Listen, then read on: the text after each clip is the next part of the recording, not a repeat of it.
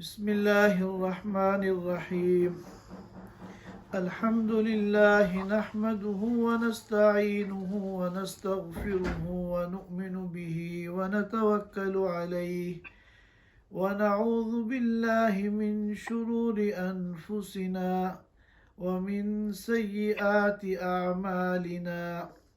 من يهده الله فلا مضل له ومن يضلله فلا هادي له ونشهد أن لا إله إلا الله وحده لا شريك له ونشهد أن سيدنا وحبيبنا ومولانا محمدا عبده ورسوله صلى الله تعالى عليه وعلى آله وأصحابه وبارك وسلم تسليما كثيرا كثيرا. أما بعد فأعوذ بالله من الشيطان الرجيم. شهر رمضان الذي أنزل فيه القرآن هدى للناس وبينات من الهدى والفرقان. صدق اللہ العظیم. حضرات سامعین کرام، رمضان کا مبارک مہینہ بہت تیزی کے ساتھ رواں دواں ہے اور دیکھتے ہی دیکھتے آدھا رمضان گزر گیا. اس ماہ مبارک کی چونکہ قرآن کریم کے ساتھ ایک خاص مناسبت ہے، اس مناسبت کی وجہ سے آج میں یہ چاہتا ہوں کہ قرآن کریم کے موضوع پر چند باتیں آپ حضرات کے سامنے پیش کروں. قرآن کریم تمام آسمانی کتابوں میں سب سے افضل کتاب ہے، اور چونکہ اللہ تعالیٰ کو اس کتاب کو افضل بنانا تھا، اس لیے قرآن کے نزول کے تعلق سے جتنی بھی چیزیں ہیں اللہ تعالیٰ نے سب A1 اختیار کی ہیں. تمام افضل چیزوں کو اللہ تعالیٰ نے نزول قرآن کے لیے منتخب فرمایا ہے. کیوں؟ اس لیے کہ قرآن کو تمام آسمانی کتابوں میں سب سے افضل قرار دینا ہے. چنانچہ قرآن نازل ہوا ایسے رسول پر جو تمام رسولوں میں سب سے افضل ہے، یعنی رسول اللہ صلی اللہ علیہ وسلم جو سید الانبیاء والبشر ہیں، خاتم الانبیاء والمرسلین ہیں، اور ایسے فرشتے کے ذریعے اللہ نے نازل فرمایا کہ جو تمام ملائکہ میں سب سے افضل ہیں، یعنی حضرت جبریل امین علیہ السلام.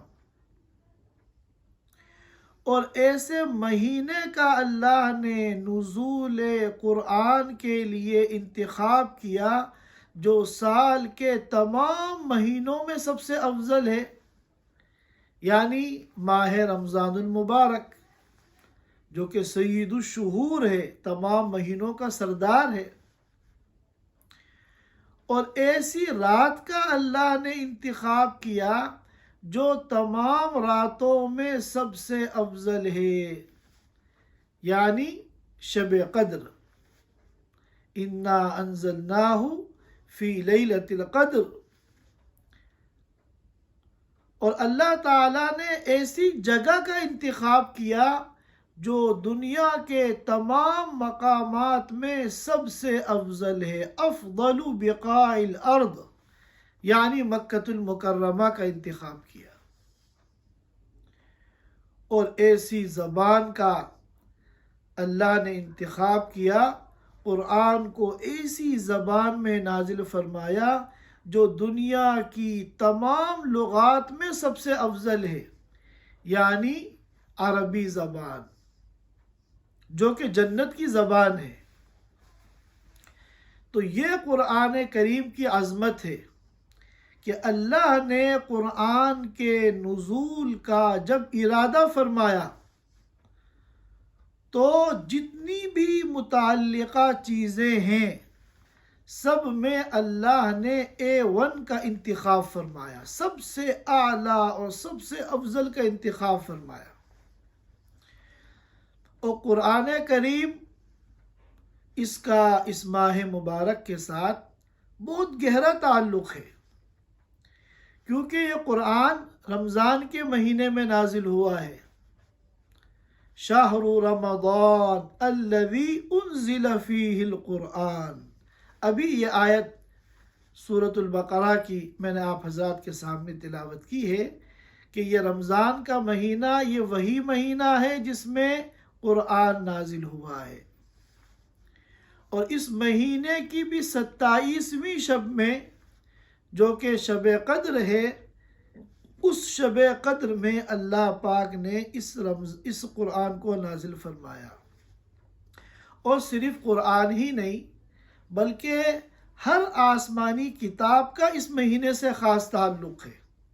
چنانچہ دیگر انبیاء کے اوپر جو کتابیں نازل ہوئی ہیں اور صحیفے نازل ہوئے ہیں، ان کے بارے میں بھی آتا ہے کہ وہ رمضان کے اس مبارک مہینے کی ہی مختلف تاریخوں میں نازل ہوئے ہیں۔ یہاں ایک بات ذہن میں آتی ہے کہ ہم تو دیکھتے ہیں کہ قرآن جو نازل ہوا ہے وہ تو جو 23 سالہ دور نبوی ہے، 13 سال مکہ کا قیام اور 10 سال مدینہ کا قیام، اس کے 23 سال کے عرصے میں مختلف مہینوں میں مختلف ایام میں شان نزول کے اعتبار سے قرآن نازل ہوا ہے۔ سارا قرآن اللہ کے رسول پر رمضان کے مہینے میں نازل ہوا ہو ایسا تو نہیں ہے، تو پھر یہ کیوں کہا جاتا ہے شہر رمضان الذی انزل فیہ القرآن، کہ رمضان کے قرآن رمضان کے مہینے میں اور شب قدر میں نازل ہوا ہے؟ یہ بات کیوں کہی جاتی ہے؟ اس بات کو سمجھنے کی ضرورت ہے۔ قرآن کا نزول 2 مرتبہ ہوا۔ ایک مرتبہ قرآن کا نزول ہوا لوح محفوظ سے آسمان دنیا پر۔ یہ جو نزول ہوا ہے قرآن کا، اس میں پورا قرآن ایک ہی مرتبہ میں نازل ہو گیا لوح محفوظ سے آسمان دنیا پر۔ پھر آسمان دنیا سے جناب رسول اللہ صلی اللہ علیہ وسلم کے سینہ مبارک پر وحی کے ذریعے نزول ہوا 23 سال کے عرصے میں، مختلف مہینوں میں، مختلف اوقات میں، مختلف ایام میں، شان نزول کے اعتبار سے۔ تو یہ بات جو کہی جاتی ہے کہ قرآن رمضان میں شب قدر میں نازل ہوا ہے، یہ نزول اولی کے بارے میں کہی جاتی ہے۔ اور چونکہ قرآن کی رمضان سے ایک بہت خاص مناسبت ہے، اسی وجہ سے روایتوں میں آتا ہے کہ حضرت جبریل امین رمضان میں تشریف لاتے تھے اور اللہ کے رسول صلی اللہ علیہ وسلم کے ساتھ قرآن کا دور کرتے تھے۔ جس طرح 2 حافظ بیٹھ کر آپس میں قرآن کا دور کرتے ہیں، ہر ایک ہی پارے کو دونوں ایک دوسرے کو سناتے ہیں، تو اسی طرح رمضان تک جتنا قرآن نازل ہو چکا تھا اتنے قرآن کا اللہ کے رسول صلی اللہ علیہ وسلم اور حضرت جبریل امین دور کرتے تھے آپس میں۔ تو یہ ماہ مبارک جو ہے، اس کی جو سوغات ہیں، اس کی جو خصوصیات ہیں، ان میں ایک خصوصیت یہ بھی ہے کہ اس ماہ مبارک کا رمضان کے ساتھ قرآن کے ساتھ بہت گہرا تعلق ہے۔ قرآن کیا ہے؟ قرآن یہ کوئی معمولی کتاب نہیں ہے، یہ انتہائی عظیم ترین کتاب ہے، یہ انتہائی مقدس کتاب ہے، اور قرآن ایک سمندر ہے، بلکہ سمندر سے بڑھ کر ہے۔ قرآن کے آگے سمندر کی بھی کوئی حیثیت نہیں۔ دنیا میں کتنے ملک ایسے ہوں گے جہاں سمندر نہیں ہے، اور وہاں کے رہنے والوں کو سمندر کی ضرورت بھی نہیں ہے، سمندر کے بغیر ان کی ساری ضرورتیں پوری ہو رہی ہیں۔ لیکن قرآن یہ ایسا سمندر ہے کہ دنیا کے جس علاقے میں بھی انسانیت کا وجود ہے، انسانیت اپنے وجود کے لیے قرآن کی محتاج ہے۔ جس کی زندگی میں قرآن ہے، جس کی زندگی میں قرآن کی تعلیمات ہے، وہ حقیقت میں انسان ہے، اور جس کی زندگی میں قرآن نہیں ہے، قرآن کی تعلیمات نہیں ہے، وہ انسان نہیں بلکہ حیوان ہے۔ انسان کو انسان بنانے والی جو چیز ہے وہ یہ قرآن ہے، اور یہ قرآن یہ کوئی معمولی کتاب نہیں ہے، بلکہ یہ انتہائی عظیم الشان کتاب ہے۔ جس طرح انسان کے اندر روح کی حیثیت ہے، اسی طرح کائنات کی روح قرآن ہے۔ روح ہمارے لیے کتنی اہم ہے کہ روح اگر ہمارے جسم میں ہے تو ہم زندہ ہیں، اور روح ہمارے جسم سے نکل جائے تو ہم مردہ ہیں۔ کتنا بڑا سے بڑا آدمی ہو اور اس کے نوکر ہوں، چاکر ہوں، خدام ہوں، محبین ہوں، چاہنے والے ہوں، جب تک روح اس کے جسم کے اندر موجود ہے، اس کے اوپر دھول کی ایک گرد بھی آنے نہیں دیتے، اس کے جسم پر مکھی بھی بیٹھنے نہیں دیتے اس کے چاہنے والے۔ لیکن جیسے ہی یہ روح نکلتی ہے تو دھول گرد تو کیا، منو مٹی کے اندر اس کو دفن کر دیتے ہیں۔ تو معلوم ہوا کہ روح کا کردار کتنا اہم ہے انسان کے لیے۔ اسی طرح قرآن اس کائنات کی روح ہے۔ جب تک قرآن باقی ہے یہ کائنات باقی ہے، اور جب یہ قرآن اس دنیا سے چلا جائے گا تو یہ کائنات بھی ختم ہو جائے گی۔ حدیثوں میں آتا ہے کہ جب قیامت قریب ہوگی تو اچانک لوگ غور کریں گے کہ کعبہ جو ہے وہ نظر نہیں آ رہا ہے، اللہ تعالیٰ بیت اللہ کو اٹھا لیں گے۔ لوگ اسی پریشانی کے عالم میں ہوں گے کہ اچانک پتہ چلے گا کہ قرآن بھی اٹھا لیا گیا۔ قرآن کے صحیفے مصحف موجود ہیں، مگر اندر سے نقوش موجود ہیں، مگر اس سے قرآن کو اٹھا لیا گیا۔ حفاظ کرام موجود ہیں، مگر ان کے سینوں سے قرآن کو اٹھا لیا جائے گا، اور جیسے ہی اس کائنات سے قرآن کو اٹھایا جائے گا اس کے بعد پھر قیامت آ جائے گی اور یہ کائنات جو ہے تباہ ہو جائے گی۔ ہم لوگوں کو اصل میں قرآن بیٹھے بٹھائے مل گیا۔ اتنی بڑی اللہ کی نعمت ہمیں چونکہ فری میں ملی ہے، اس لیے ہم اس کی قدر نہیں کرتے۔ کئی دن گزر جاتے ہیں، ہم لوگ قرآن کو کھولنے کی زحمت گوارا نہیں کرتے۔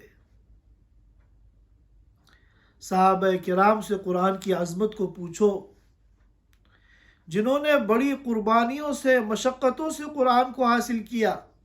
ہمارے یہاں تو اعلیٰ قسم کی ایئر کنڈیشن مسجدیں ہیں، لائٹوں کا انتظام ہے، اور عمدہ طباعت کے ساتھ ایک سے ایک خوبصورت قرآن مسجدوں کے اندر رکھے ہوئے ہیں، ہمارے گھروں کے اندر موجود ہیں۔ اور زیادہ سہولت کی بات یہ ہے کہ اگر ہم کہیں سفر وغیرہ میں جا رہے ہیں اور ہمارے پاس قرآن موجود نہیں ہے اور ہم اللہ کی توفیق سے تلاوت کرنا چاہتے ہیں تو ہمارے موبائل کے اندر بھی قرآن موجود ہے۔ یہاں اس بات کو سمجھ لیں کہ قرآن کی عظمت اور قرآن کے احترام کا تقاضا تو یہ ہے کہ ہم قرآن کی تلاوت مصحف میں دیکھ کر کریں، لیکن اگر ہم سفر میں ہیں یا کسی ایسی جگہ ہیں جہاں مصحف موجود نہیں ہے، قرآن کا کوئی نسخہ موجود نہیں ہے اور ہم تلاوت کرنا چاہتے ہیں، تو ہم موبائل کے اندر بھی قرآن کی تلاوت کر سکتے ہیں۔ موبائل میں دیکھ کر قرآن کی تلاوت کرنا یہ کوئی ناجائز اور گناہ نہیں ہے، لیکن بلا ضرورت اس کی عادت بنانا کہ ہم مصحف میں دیکھ سکتے ہیں، مصحف کا انتظام کر سکتے ہیں، قرآن میں دیکھ کر تلاوت کر سکتے ہیں، اس کے باوجود ہم سستی میں یا لاپرواہی میں ہم بجائے قرآن میں دیکھ کے تلاوت کرنے کے ہم موبائل میں تلاوت کر رہے ہیں، یہ طریقہ کار غلط ہے، یہ قرآن کی عظمت کے اور قرآن کے احترام کے خلاف ہے۔ تو میں یہ عرض کر رہا تھا، ہمیں تو بیٹھے بٹھائے یہ نعمت مل گئی، اعلیٰ قسم کے قرآن ہمارے یہاں موجود ہیں، اس لیے ہمیں قرآن کی قدر نہیں ہے۔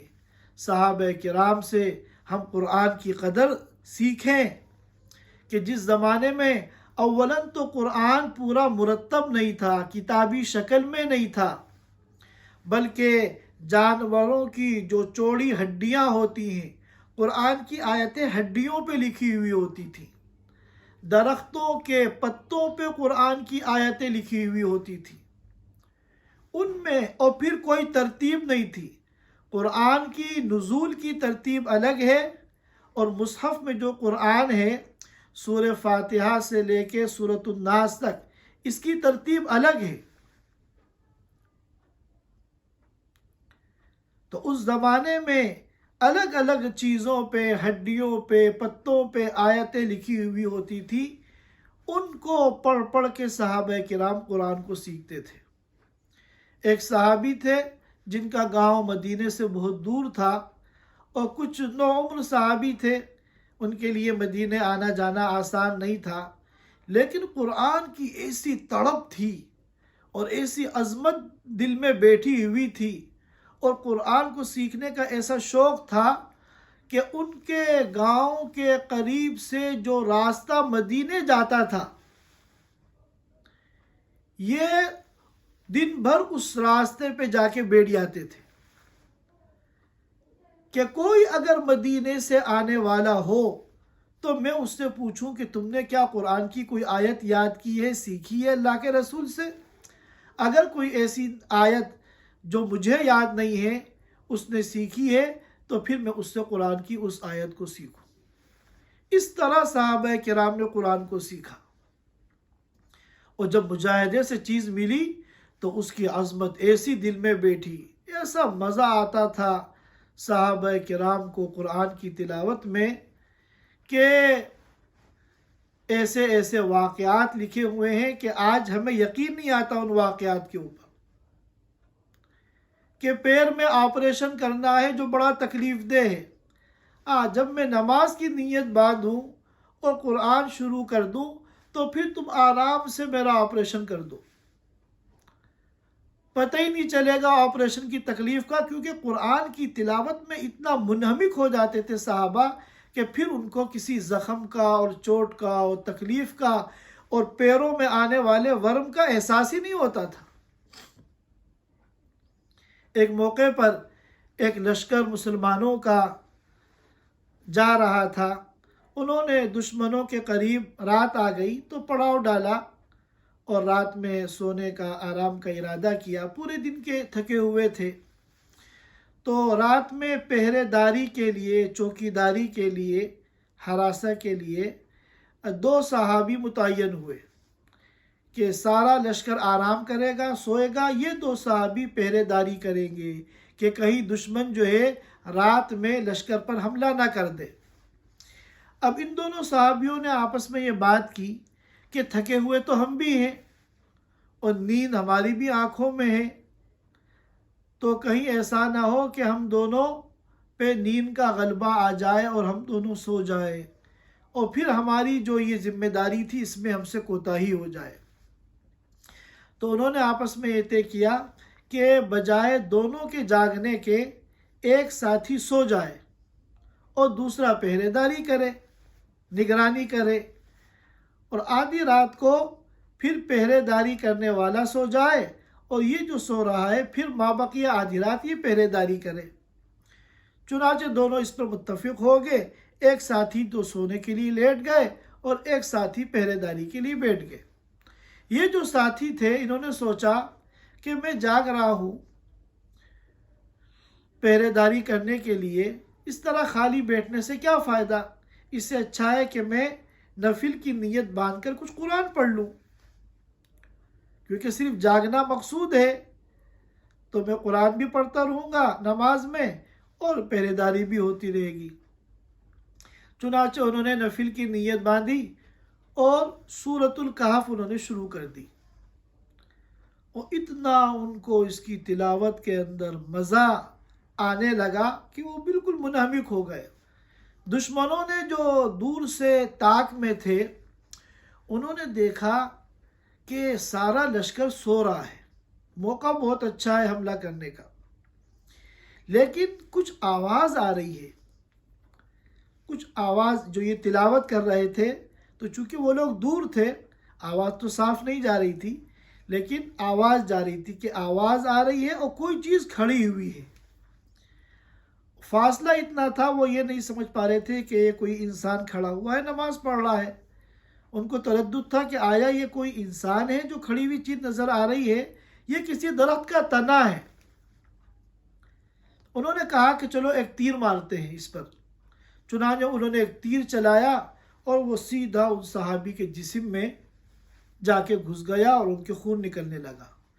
لیکن ان کو سورہ کہف کی تلاوت میں اتنا مزہ آ رہا تھا انہوں نے اس کی پرواہ نہیں کی۔ تھوڑی دیر کے بعد ان لوگوں نے پھر دوسرا تیر مارا، وہ بھی ان کے جسم میں جا کے لگا۔ اب خون جو ہے وہ بھل بھلا کے زیادہ نکلنے لگا۔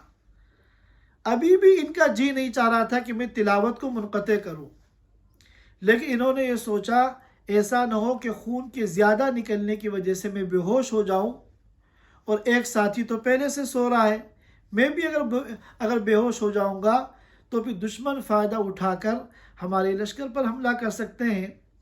تو چنانچہ انہوں نے پھر نماز اپنی ختم کی اور اپنے ساتھی کو اٹھایا اور پورا واقعہ بتایا، اور یہ کہا کہ جی تو یہ چاہ رہا تھا کہ میں تیر پہ تیر کھاتا رہوں مگر اپنی سورہ کہف کی تلاوت کو پورا کروں، لیکن چونکہ اپنی ڈیوٹی کے اندر کوتاہی کا ڈر ہے اس لیے میں نے اپنی تلاوت کو موقوف کر کے تمہیں اٹھایا ہے۔ تو یہ صحابہ کرام کا جذبہ تھا قرآن کے ساتھ۔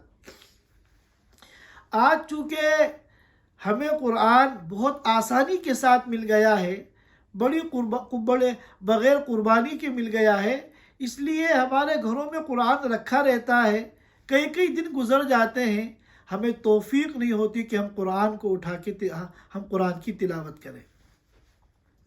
یاد کیجئے، یاد رکھیے کہ یہ قرآن، اس سے تعلق کو بنانا، اس سے مناسبت کو قائم کرنا اور اس کا حق ادا کرنا، یہ ہماری دنیا کے لیے بھی ضروری ہے، ہماری آخرت کے لیے بھی ضروری ہے، یہ ہمیں دنیا میں بھی کام آئے گا، یہ جو ہے عالم برزخ میں بھی ہمارے کام آئے گا، قبر میں بھی قرآن ہمارے کام آئے گا، اور آخرت میں بھی یہ قرآن ہمارے کام آئے گا۔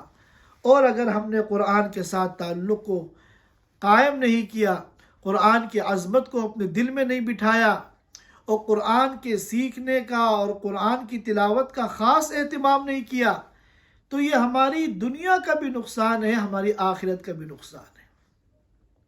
اگر ہم قرآن سے اپنے تعلق کو مضبوط کر لیں، یاد رکھیے ہماری دنیا بھی بن جائے گی، ہماری آخرت بھی بن جائے گی، ہر قدم پر، ہر موقع پر یہ قرآن جو ہے ہمارے کام آئے گا۔ دنیا میں تو قرآن کی برکت سے نہ جانے کتنے کام بن جاتے ہیں، ایسے بڑے کام جو بظاہر ناممکن نظر آتے ہیں، اللہ نے قرآن کی چھوٹی چھوٹی آیتوں میں ایسی تاثیر رکھی ہے کہ بندہ یقین کے ساتھ اس آیت کو پڑھتا ہے اور اللہ تعالیٰ اس کا کام بنا دیتے ہیں۔ اور یہ دنیا کی زندگی میں ہمارا دستور العمل ہے، یہ دستور حیات ہے۔ جس طرح ہم مارکیٹ سے کوئی مشین خرید کے لے کے آتے ہیں الیکٹرانک، تو اس میں گائیڈ بک ہوتی ہے۔ اگر اس گائیڈ بک کے اندر تعلیمات ہوتی ہیں، ہدایات ہوتی ہیں، استعمال کے متعلق ضروری باتیں ہوتی ہیں، اگر ان ہدایات اور تعلیمات کے متعلق اس کو استعمال کیا جاتا ہے تو پھر وہ کامیاب نکلتی ہے، سکسیسفل ہوتی ہے، اس کی لائف لمبی ہوتی ہے۔ اور اگر ان تعلیمات کے خلاف اس کو استعمال کیا جاتا ہے، چند دن میں وہ خراب ہو جاتی ہے۔ تو اسی طرح قرآن جو ہے یہ ہماری گائیڈ بک ہے۔ ہم اگر دنیا کی زندگی قرآن کی تعلیمات کے مطابق گزاریں گے تو ہم دنیا میں بھی کامیاب ہوں گے اور آخرت میں بھی کامیاب ہوں گے۔ اور اگر ہم نے دنیا کی زندگی قرآن کی ہدایات کے خلاف گزاری تو ہم دنیا میں بھی تباہ و برباد ہوں گے اور آخرت میں بھی تباہی ہمارا مقدر ہوگی۔ اللہ پاک ہم سب کی حفاظت فرمائے۔ یہ تو دنیا میں اس کے کام آنے کی بات تھی۔ جب ہمارا اس دنیا سے جانے کا وقت آئے گا اور ہم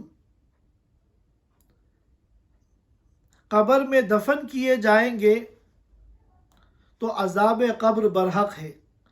اور عذاب قبر جو ہے صرف کفاری پہ نہیں آئے گا، ایمان والوں پر بھی آئے گا۔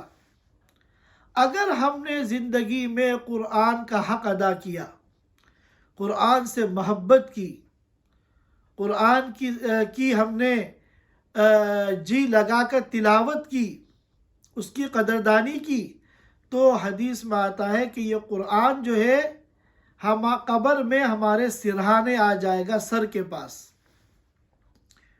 اور حدیث میں یہ بھی بتایا گیا کہ دائیں جانب نماز آ جائے گی۔ اگر بندہ سچا اور پکا نمازی تھا، اس نے نماز کا حق ادا کیا تو نماز اس کی دائیں طرف آ جائے گی۔ روزے رکھے تھے، روزوں کا حق ادا کیا تھا تو روزہ بائیں طرف آ جائے گا۔ اور اللہ کے راستے میں صدقات کیے تھے، خیرات کیے تھے، اللہ کے راستے میں خرچ کیا تھا، غریبوں کی مدد کی تھی، تو یہ صدقات اور خیرات یہ پاؤں کی طرف آ جائیں گے۔ اب اگر عذاب قبر سر کی طرف سے آئے گا تو قرآن اس کا دفاع کرے گا اور اس بندہ مومن تک عذاب کو پہنچنے سے روک دے گا۔ دائیں طرف سے عذاب آئے گا تو نماز اس کو روک دے گی، بائیں طرف سے عذاب قبر آئے گا تو روزہ اس عذاب کو روک دے گا، اور پیر کی طرف سے اگر عذاب آئے گا تو صدقات اور خیرات اور انفاق فی سبیل اللہ جو اس نے زندگی میں کیے تھے اللہ کے لیے، وہ اس عذاب کو روک دیں گے۔ تو یہ قرآن دنیا میں تو کام آئے گا ہی، ہمارے قبر میں بھی یہ ہمارے کام آئے گا، اور ہمارے سرہانے یہ سد سکندری بن کے کھڑا ہو جائے گا کہ کسی عذاب کے اندر ہمت ہے تو آ کے دکھائے۔ اور پھر یہ قیامت کے دن بھی ہمارے کام آئے گا۔ جنہوں نے اس دنیا میں قرآن کی قدر کی، قرآن کے سیکھنے کا، قرآن کی تلاوت کا، قرآن کو سمجھنے کا، قرآن پر عمل کرنے کا، قرآن کی طرف ساری انسانیت کو بلانے کا حق ادا کیا، تو قیامت کے دن یہی قرآن اس بندے کے لیے سفارش کرے گا۔ کتنے لوگ ایسے ہوں گے جو اعمال اپنے بعض گناہوں کی وجہ سے مستحق بن جائیں گے جہنم کے، لیکن انہوں نے قرآن کے ساتھ جو ہے محبت قائم کی تھی دنیا میں، تو قرآن جو ہے وہ شفاعت کرے گا، اللہ سے کہے گا کہ اللہ اس نے مجھ سے محبت کی تھی، اس نے میری تلاوت کی تھی، اس نے میرا اہتمام کیا تھا، لہذا میں سفارش کرتا ہوں کہ آپ اس کو جہنم سے بچا لیں۔ چنانچہ اللہ اس کی سفارش کو قبول کریں گے اور وہ بندہ جو ہے جہنم سے بچ جائے گا۔ تو یہ قرآن جو ہے یہ کوئی معمولی اللہ کی دولت نہیں ہے، یہ کوئی معمولی نعمت نہیں ہے، یہ ہر قدم پہ ہمارے کام آنے والی چیز ہے۔ ہمیں یہ چاہیے کہ ہم سب سے پہلے قرآن کو سیکھیں۔ تجوید کے جو قواعد ہیں، حروف کی ادائیگی کے جو طریقے ہیں، کہاں مد کرنا ہے کھینچنا ہے، کہاں قصر کرنا ہے کم کھینچنا ہے، کہاں غنہ کرنا ہے ناک میں آواز لے جانی ہے، یہ سارے جو موٹے موٹے قواعد ہیں ہم ان کو سیکھیں اور تجوید کے مطابق ہم قرآن پاک کی تلاوت کریں۔ دنیا کی ہر چیز میں تو ہم کوالٹی دیکھتے ہیں، ہم چاہتے ہیں کہ اعلیٰ برانڈ کی ہماری چیز ہو، اور ہم مادی اعتبار سے، دنیا کی اعتبار سے دن بدن ترقی کرنا چاہتے ہیں، مگر قرآن کی تلاوت جو ہر قدم پہ ہمارے کام آنے والی چیز ہے، جو قبر میں اور میدان حشر میں ہمارے کام آنے والی چیز ہے، اس کی تلاوت میں کوالٹی کی ہمیں کوئی فکر نہیں ہے۔ 15 سال کی عمر میں جیسا قرآن ہم نے پڑھنا سیکھا تھا، آج 40-50 سال کی عمر میں بھی ہم ویسا ہی قرآن پڑھ رہے ہیں۔ یہاں ہمیں آخر کوالٹی کی فکر کیوں نہیں ہے؟ کیا یہ قرآن کی قدردانی ہے؟ یاد رکھیے کہ ہمیشہ اچھا سے اچھا قرآن پڑھنے کی کوشش کیجیے۔ اور آج کل تو بڑی سہولیات ہیں، انٹرنیٹ کے اوپر بڑے بڑے قاریوں کی تلاوت ہے، اور ایسے ایسے دروس ہیں قرآن کو سکھانے کے لیے کہ اگر آپ کے پاس مسجد میں جا کر امام صاحب سے سیکھنے کا موقع نہیں ہے تو آپ نیٹ پر اپنے قرآن کی تلاوت صحیح کر سکتے ہیں۔ زین القرآن باصواتکم، یہ ہم سے مطالبہ ہے کہ قرآن کو اپنی آوازوں سے مزین کرو، ڈیکوریٹ کرو، اور خوبصورت سے خوبصورت تلاوت میں تلاوت کرنے کی کوشش کرو۔ تو ہم قرآن کو سیکھیں اور اپنے بچوں کو ہم قرآن سکھائیں۔ سب سے پہلی چیز اپنے بچوں کو جو ہمیں سکھانی ہے وہ قرآن۔ یہ نقش اول جو ہے ہمارے معصوم بچوں کے دلوں میں، وہ قرآن کا ہونا چاہیے۔ سب سے پہلے اپنے بچوں کے سینوں میں قرآن کو اتار دیجیے، قرآن کو ان کے سینوں میں محفوظ کر دیجیے۔ پھر بعد میں زندگی کے اندر جو بھی لائن اختیار کریں تعلیم کی، اور جس میدان میں بھی جائیں، جس شعبے کے اندر بھی یہ جائیں گے، انشاءاللہ ان کے سینے میں جو قرآن کا نور ہے وہ ہر جگہ جو ہے ان کی رہنمائی کرے گا، ہر جگہ ان بچوں کی حفاظت کرے گا۔ لہذا ہم سب لوگ اس کا اہتمام کریں۔ ہم دنیا کی تعلیم کی بڑی فکر کرتے ہیں، بڑا خرچہ بھی کرتے ہیں، مہنگے سے مہنگے اسکولوں میں داخل کرتے ہیں، اعلیٰ سے اعلیٰ قسم کے ٹیوشن لگاتے ہیں، لیکن قرآن کے سکھانے کے لیے جس میں دنیا و آخرت کی ہماری کامیابی چھپی ہوئی ہے، ہمارا کوئی اہتمام نہیں ہے۔ لہذا اہتمام کریں اپنے بچوں کو قرآن کے سکھانے کا، اس سے کہیں زیادہ اہتمام جتنا ہم اپنی دنیاوی تعلیم کے لیے کرتے ہیں۔ اور پھر جب قرآن کی تلاوت کریں تو پورے دھیان سے تلاوت کریں۔ یاد رکھیے، ہم جیسے ہی قرآن کھول کے بیٹھیں گے، شیطان جو ہے حرکت میں آ جائے گا۔ شیطان کو پتا ہے کہ اگر اس نے دھیان کے ساتھ قرآن کی تلاوت کر لی تو اس کو قرآن کی تلاوت میں مزہ آنے لگے گا، اور اگر قرآن کی تلاوت میں اس کو مزہ آ گیا اور قرآن سے محبت و تعلق اس کا قائم ہو گیا تو اس کی دنیا بھی بن جائے گی، اس کی آخرت بھی بن جائے گی۔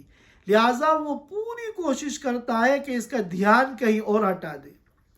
چنانچہ پورے دن جو خیالات ہمیں نہیں آتے، قرآن لے کے جیسے ہی بیٹھیں گے وہ خیالات آنے شروع ہو جائیں گے۔ یہی وجہ ہے کہ کسی بھی عبادت کے شروع میں शैतान से पनाह मांगने का हुक्म नहीं दिया गया। नमाज हम शुरू करते हैं अल्लाहु अकबर कहकर, ज़कात जब देते हैं वहाँ भी ये हुक्म नहीं है कि शैतान से पहले पनाह मांगो फिर ज़कात दो। हज करते हैं वहाँ भी ये हुक्म नहीं है। रोज़ा रखते हैं उसमें भी ये हुक्म नहीं है। लेकिन तिलावत कुरान ऐसी इबादत है कि जब बंदा तिलावत शुरू करे तो उसको ये हुक्म दिया गया, क्या हुक्म दिया गया? फ़इज़ा क़रअतल कुरान फ़स्तइज़ बिल्लाहि मिनश शैतानिर रजीम, कि जब कुरान की तिलावत शुरू करो तो पहले क्या कहो? औज़ु बिल्लाहि मिनश शैतानिर रजीम। क्यों? इसलिए कि जब बंदा कुरान पढ़ता है, अगर उसने जी लगा के कुरान को पढ़ा और कुरान की अज़मत का सिक्का उसके दिल में बैठ गया तो शैतान का सारा प्लान जो है फेल हो जाएगा। शैतान का मंसूबा क्या है? इन्नमा यदउ हिज़्बहु लियकूनु मिन अस्हाबिस सईर, कि शैतान अपने मानने वालों को दावत देता है, बुलाता है, क्यों? ताकि ये जहन्नमी बन जाए। लियकूनु मिन अस्हाबिस सईर। और कुरान से अगर ताल्लुक़ बंदे का कायम हो जाएगा तो इसके इस सारे मंसूबे के ऊपर पानी फिर जाएगा। तो इसीलिए खुसूसियत के साथ इस इबादत के मौके पर अल्लाह ने हुक्म दिया कि कुरान जब भी शुरू करना तो तिलावत से पहले आउज़ बिल्लाहि मिनश शैतानिर रजीम पढ़ना। नमाज शुरू करते हुए भी आउज़ु बिल्लाह का हुक्म नहीं दिया। जब नमाज आप शुरू कर देंगे अल्लाहु अकबर कहकर, फिर आप सना पढ़ेंगे, फिर जब तिलावत करेंगे तो तिलावत से पहले आपको आउज़ु बिल्लाह पढ़ना है, आउज़ु बिल्लाह और बिस्मिल्लाह। तो हम जो है कुरान को ध्यान से पढ़ें। और उलमाए किराम ने कहा है कि अगर कोई बंदा मोमिन ऐसा है कि 24 घंटा गुजर जाए और वो कुरान की तिलावत ना करे तो ये अलामत है इस बात की कि ये कुरान की नाकदरी कर रहा है। लिहाजा हम 12 महीने का अपना ये मामूल बनाएं, रोज़ाना एक वक्त हमें निकालना है और हमें उसमें जी लगाकर बैठकर कुरान की तिलावत करनी है। और फिर कुरान का तदब्बुर है, कुरान को समझना। गरचे सारा दीन जो हमें उलमाए किराम बताते हैं, चाहे वो नमाज के मसाइल हों, चाहे वो तिजारत के मसाइल हों, चाहे वो ज़कात के मसाइल हों, ये सब कुरान ही का तदब्बुर है। ये सब तदब्बुर कुरान ही का नतीजा है। और जितनी हमें दीन की बातें बताई जाती हैं वो सब तदब्बुर कुरान का नतीजा है। लेकिन हमें चाहिए कि अहले हक़ उलमा के जो तर्जमे हैं, तफसीर हैं, हम उनका मुताला करें। और जहाँ कोई बात समझ में ना आए तो अपनी तरफ से सोचने के बजाय हम उलमाए किराम से मालूम करें। हज़रत मौलाना इलियास साहब रहमतुल्लाह अलैह फरमाते थे कि मैं ये चाहता हूँ कि हमारे दावत के साथी हदीस, तफसीर, फ़िक़्ह, इस्लामी तारीख़ और कुरान के तर्जमे का मुताला करें, ताकि जूं दावत के एतबार से उनकी तरक्की हो, इल्मी एतबार से भी उनकी तरक्की हो। और फिर उसमें ये फरमाते थे कि अलबत्ता कुरान का जो मफ़हूम है, तफसीर है, ये बहुत नाजुक है। अहले हक़ उलमा का तर्जमा हम देखें और अगर कोई बात हमारी समझ में ना आए तो हम अहले हक़ उलमा से जो है मालूम करें। और उसके बाद फिर हमें कुरान की तरफ सारी इंसानियत को बुलाना है। तो नंबर 1 कुरान को सीखना है। कुरान को सीखना भी इतना बड़ा अमल है, इतना मुबारक अमल है कि हदीस में कहा गया खैरुकुम मन तअल्लमल कुरान व अल्लमहु, कि तुम में सबसे बेहतर, सबसे आला और सबसे अफजल वो लोग हैं जो कुरान को सीखते और सिखाते हैं। तो सबसे पहले नंबर पे कुरान को सीखना है। और ये नहीं है कि एक मरतबा सीख कर हमने सीखने का सिलसिला बंद कर दिया कि नहीं हम कामिल हो गए। कोई कामिल नहीं होता। हमें तो मरने तक हर दिन अपनी तिलावत को आला से आला बनाने की फ़िक्र करनी है। اور پھر جب تلاوت کریں تو قرآن کا ادب ہو، قرآن کا احترام ہو، عام کتابوں کی طرح قرآن کے ساتھ سلوک نہ ہو کہ ہم جہاں بیٹھے ہیں، جہاں ہمارے پیر ہیں، وہیں ہم نے قرآن رکھ دیا۔ قرآن کا ادب، جتنا قرآن کا ادب کریں گے اتنا ہی قرآن سے آپ کو فائدہ ہوگا۔ با ادب با نصیب، بے ادب بے نصیب۔ ہمارا دین میں تو ادب ہی ادب ہے، جتنا ادب ہوگا اتنا ہی آپ کو نوازا جائے گا، اور بے ادب بے نصیب، اور جس کے اندر ادب نہیں ہے وہ محروم ہے۔ تو قرآن کا ادب کریں اور تلاوت کا اہتمام کریں، قرآن کو سمجھنے کی کوشش کریں، اور پھر قرآن کی تعلیمات کی طرف ساری انسانیت کو بلانے کا ارادہ کریں۔ اللہ تعالی ہم سب کو کہنے سننے سے زیادہ عمل کی توفیق عطا فرمائے۔ وآخر دعوانا ان الحمد للہ رب العالمین۔ جزاک اللہ خیر مفتی صاحب۔ انشاءاللہ ابھی ہم لوگ آگے بڑھیں گے۔ میں عمر